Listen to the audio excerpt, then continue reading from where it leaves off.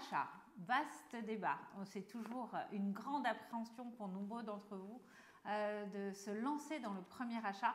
Il est pourtant primordial aujourd'hui d'investir dans l'immobilier et d'acheter très tôt et le plus vite possible. Pourquoi il est important d'acheter et d'acheter tôt? À l'achat, c'est quoi? C'est à la fois de la sécurité, c'est-à-dire que vous avez forcément un toit au-dessus de votre tête, vous épargnez, le prêt est garanti, si vous arrive un accident de la vie ou autre, vous êtes assuré. Ça vous permet également d'investir très longtemps, c'est-à-dire de prendre un prêt un peu plus long, d'avoir du coup un montant d'emprunt un peu plus important.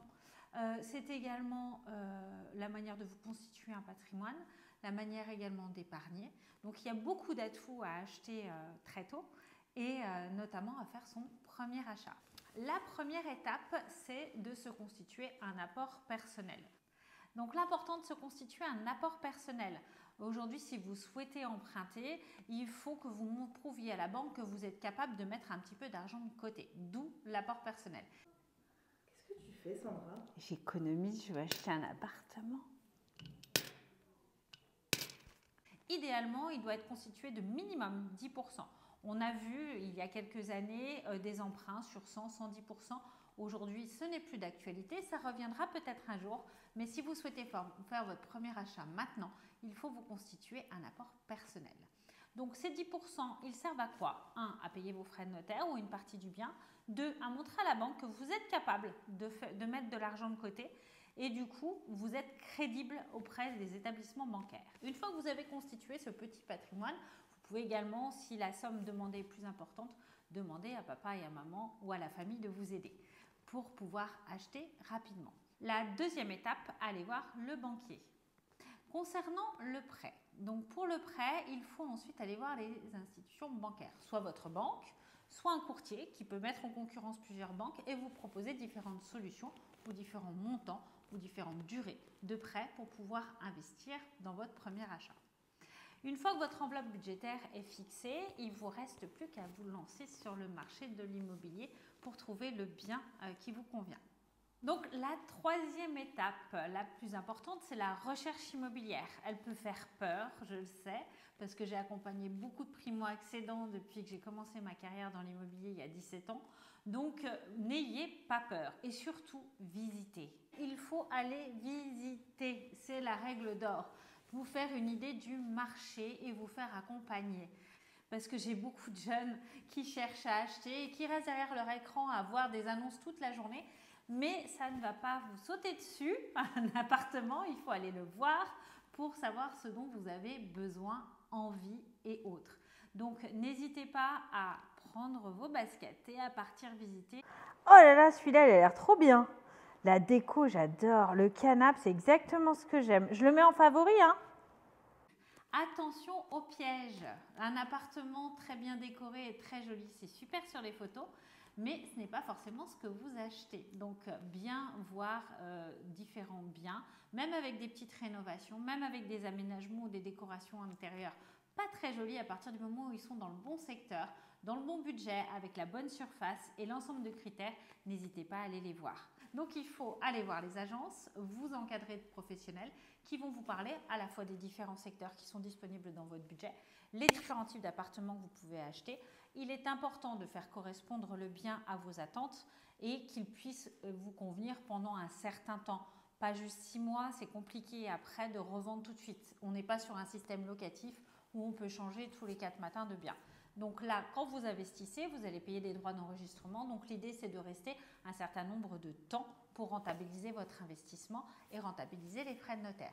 Donc généralement, on conseille de rester au moins 5 ans. Donc il faut envisager votre achat avec une vue à N+5 à peu près pour que vous soyez sûr de pouvoir y rester un temps minimum et pouvoir à terme soit revendre, soit mettre en location votre bien si besoin. Ensuite, une fois que vous avez sélectionné le bien que vous souhaitez acheter, donc c'est déjà une grosse étape parce que je sais qu'en tant que primo-accédant, il est difficile de se positionner. Sachez que vous ne trouverez jamais le bien parfait. Il n'existe pas ou très peu, donc il va falloir faire des concessions lors de votre premier achat.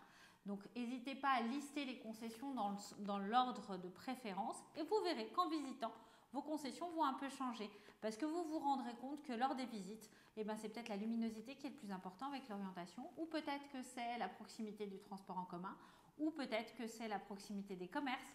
Donc c'est toutes ces petites choses qui font qu'on va affiner sa recherche en faisant des visites. Donc une fois que vous avez sélectionné votre bien, là c'est une étape importante de franchie, vous allez passer à la proposition d'achat. Rédigez correctement votre proposition d'achat parce qu'une fois qu'elle est acceptée, elle engage en partie votre vendeur. Donc mettez bien l'ensemble des conditions qui vont faire en sorte que vous allez pouvoir aboutir à votre achat définitif. Donc bien sûr, la durée de votre prêt, les conditions, le montant de votre apport personnel, parce qu'une fois accepté, votre vendeur s'engage à vous vendre dans ces conditions-là. Donc bien la rédiger, mettre une durée de validité bien sûr sur votre proposition d'achat, de manière à ne pas la laisser dans la nature pendant 2 mois. Mettez à peu près 8 jours, ça laisse le temps de réflexion à votre vendeur et ça vous permet à vous d'avoir une deadline dans votre tête pour passer à autre chose si jamais ça ne se fait pas. Est-ce que je chine ou est-ce que je chine pas? Oh, j'ai trop peur. Bon allez, j'y vais, j'ai un coup de cœur. Une fois que la proposition est acceptée, reste la signature de l'avant-contrat. Donc là, je vous conseillerais de vous faire accompagner par un notaire qui va encadrer et participer avec vous à la signature du compromis ou de la promesse d'achat, ce qui vous permettra de voir tous les détails concernant l'appartement. Je vous conseillerais aussi, mais normalement si vous êtes accompagné d'un agent immobilier, il fera correctement les choses, de demander entre le moment où vous visitez le bien et le moment où vous vous positionnez pour la proposition ou la signature du compromis, de bien récupérer l'ensemble des documents concernant l'appartement ou la maison que vous achetez. L'ensemble des PV d'AG, les diagnostics, tous les éléments qui pourraient venir vous contrarier et éviter votre achat s'il y a un souci sur la copropriété ou sur le bien en question. Donc évitez d'arriver le jour du compromis de recevoir ces informations à l'instant T. Vous n'aurez pas de recul, même si la loi vous accorde 10 jours de délai de rétractation. Il est un peu idiot de faire déplacer tout le monde pour un compromis alors qu'on aurait pu éviter ce déplacement si vous aviez eu connaissance de l'ensemble des éléments un petit peu plus tôt et qui sont venus modifier votre envie d'acheter. Voilà, donc tous les petits conseils pour arriver jusqu'à l'avant-contrat de manière sereine et là vous signez l'avant-contrat. Pareil, le notaire qui vous accompagnera vous donnera toutes les conditions à indiquer sur votre compromis pour être bien sécurisé par rapport à votre condition d'emprunt. Une fois que vous avez signé l'avant-contrat, là, c'est la course contre la montre pour obtenir votre prêt. Donc, n'hésitez pas, une fois que le compromis est signé, à vite prendre rendez-vous avec votre banque ou avec votre courtier pour déposer votre demande de prêt. Donc là, ne perdez pas trop de temps parce que les délais peuvent être un peu longs pour peu qu'il manque un document ou autre. Donc, n'hésitez pas à aller tout de suite prendre rendez-vous une fois que vous connaissez la date de la signature de votre avant-contrat. Prenez un rendez-vous quelques jours plus tard avec votre banquier ou votre courtier pour déposer votre demande de prêt. Attention, pendant toute la période de l'obtention de votre accord de prêt, faites bien suivre les différentes étapes à votre agent immobilier ou votre notaire pour qu'il puisse informer du vendeur que vous êtes bien en train de tout faire pour obtenir votre prêt. Pareil, un deuxième conseil, souvent, si vous avez un refus de prêt, on vous en demande un deuxième. Donc, n'hésitez pas à déposer 2, voire 3 dossiers de demande de prêt, de manière à ce que s'il y a un souci, vous ayez peut-être une autre solution de sortie ou avoir 2 refus si jamais toutes les banques refusent votre prêt. Mais normalement, vous avez dû valider ces conditions avant. Donc, pour la demande de prêt, donc d'abord le dépôt de la demande, ensuite viendra l'accord de prêt et ensuite l'édition des offres de prêt. C'est à ce moment-là que vous avez vraiment un accord définitif quand vous recevez les offres de prêt qui sont en gros le contrat qui va vous lier avec votre banque et avec toutes les conditions de l'emprunt qui vous est octroyé. Donc, bien relire l'offre de prêt pour vérifier que toutes les conditions que vous aviez négociées auprès de votre banque sont bien stipulées dedans. Vérifiez également l'échéancier pour vérifier qu'il correspond à ce que vous aviez dit avec votre banquier. Et une fois que vous l'avez reçu, vous avez 11 jours pour le renvoyer signé à votre banque. Une fois que vous l'avez signé et renvoyé, à ce moment-là, il faut compter à peu près entre 1 semaine à 10 jours pour débloquer les fonds. Donc, bien informer une fois que vous avez renvoyé votre offre de prêt, votre agent immobilier ou votre notaire de manière à organiser la visite avant signature et la signature définitive de votre bien. Entre-temps, pensez à assurer aussi votre appartement ou votre maison. Il est important de venir avec une assurance le jour de la vente. Donc, arrive la dernière étape, et pas des moindres, le jour de la remise des clés. Félicitations, vous êtes propriétaire. Donc, comme je vous le disais, il faut être assuré le jour de la remise des clés. Bien faire une visite avant de récupérer les clés et d'aller signer, de manière à vérifier que les éléments qui devaient rester dans l'appartement ou la maison sont bien là, que la maison est en bon état, que tout est conforme à ce que vous aviez visité avant de vous engager sur un avant-contrat.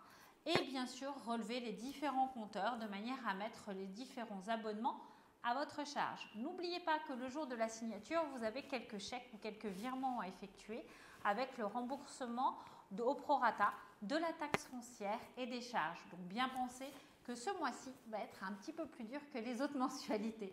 Voilà, j'espère que tous ces conseils vous auront motivé à faire votre premier achat. N'hésitez pas à vous lancer dans l'achat immobilier, c'est très important et c'est une étape primordiale pour la suite de votre vie en tant que propriétaire. Je vous dis à très bientôt. Merci.